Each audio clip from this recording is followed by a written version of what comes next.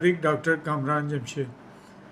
آج کل مریض جب جاتے ہیں ایلوپیتھک ڈاکٹروں کے پاس یا ان کے اسپیشلسٹ کے پاس، تو وہاں ان کو ایک پروپیگنڈا سننے کو ملتا ہے کہ ساری ہدایات اور سب کچھ دینے کے بعد، لکھنے لکھانے کے بعد کہتے ہیں ہومیوپیتھک دوا نہیں کھانی۔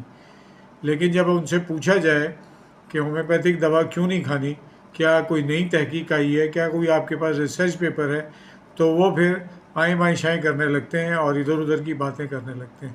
اور یہ پروپیگنڈا کافی عرصے سے شروع ہے۔ کچھ پیشنٹ ایسے گئے ہیں اور انہوں نے بتایا کہ انہوں نے آخر میں یہی کہا کہ ہومیوپیتھک دوا نہیں کھانی۔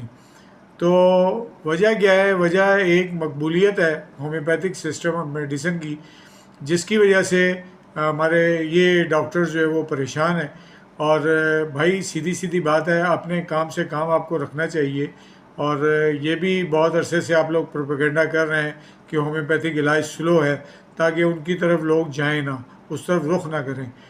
یہ ہومیوپیتھک کی بہت بڑی مقبولیت ہے کہ ہر ایلوپیتھک ڈاکٹر کے منہ پہ یہی نام آ رہا ہے کہ آپ جو ہے وہ ہومیوپیتھک دوا نہ کھائیں، لیکن وہ بتانے سے قاصر ہیں کہ ایسا کیوں کریں، ہم کیوں ایسا نہ کریں، یہ بتانے سے وہ قاصر ہیں۔ تو بھائی صاحب، مسئلہ یہ ہے کہ آپ اپنی فیسیں کم کر دیں، آپ مریضوں پہ رحم کریں، یہ فارما والے جو ہے اپنی گولیوں کی قیمتیں کم کر دیں، اور جو لیبارٹریز والے ہیں اپنے ٹیسٹوں کی قیمت کم کر دیں، تو لوگ جوک دا جوک آپ کی طرف جائیں گے۔ ورنہ تو یہی ہوتا ہے نا کہ لوگ دیکھتے ہیں اب الٹرنیٹ کیا ہے، جیب میں پیسے نہیں ہیں، کہاں جائیں؟ ہومیوپیتھ کے پاس جائیں گے۔ تو یہ آپ فارمولہ اختیار کریں، آپ کامیاب ہو جائیں گے اس میں، اور لوگ آپ کی طرف آنے لگیں گے۔ میں ہوں کامران جمشید۔